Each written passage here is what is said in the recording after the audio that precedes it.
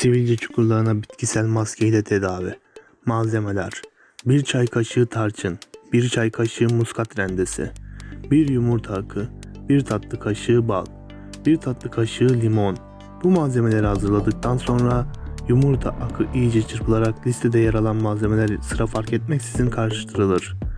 Elde edilen bu karışım cilt iyice temizlendikten sonra sürülür.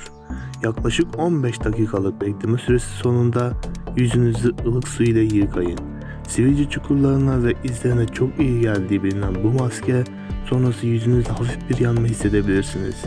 Bu durum tamamen doğal olmakla birlikte kısa süre içerisinde geçecektir. Lütfen bu videoyu sevdiklerinizle paylaşın.